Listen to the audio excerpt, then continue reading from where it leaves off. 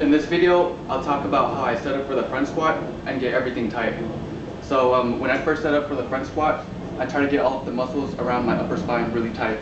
So the first thing I do is I pack my neck so that straightens out the cervical spine. And then another thing that I do is I use the elbows up command. But I don't just push my elbows up just to push it up. I actually try to stabilize my shoulders by pointing my elbows inwards so that it kind of spreads the scapula apart. And then I push the elbows up as high as I can so that it gets the shoulder blades really tight.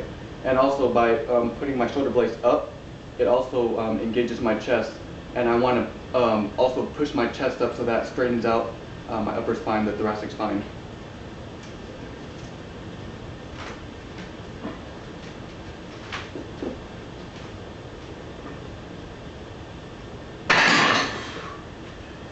So that's how I set up the upper region of my spine.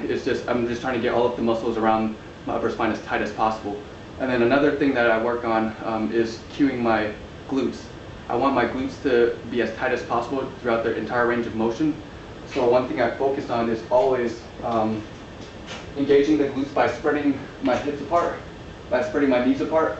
And while I'm doing this, it's getting my glutes, or it's shooting my hips forward, and it's engaging the glutes throughout the entire range of motion. And when I come up, from coming up out of the hole, I squeeze my glutes the entire way so that I can try to keep my hips under the bar and keep it shooting forward their entire time, and that also helps me keep an upright torso.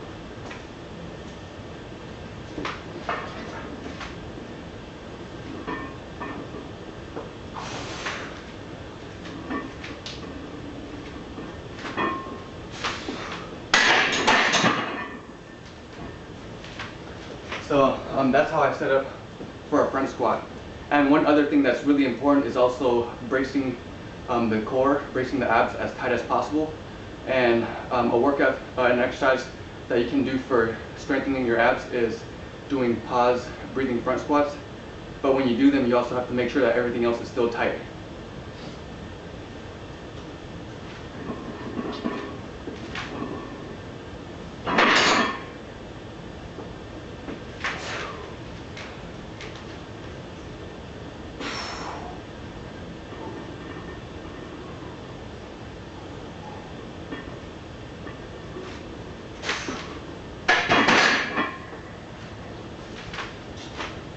So that's how I do my front squats. Hope that helps.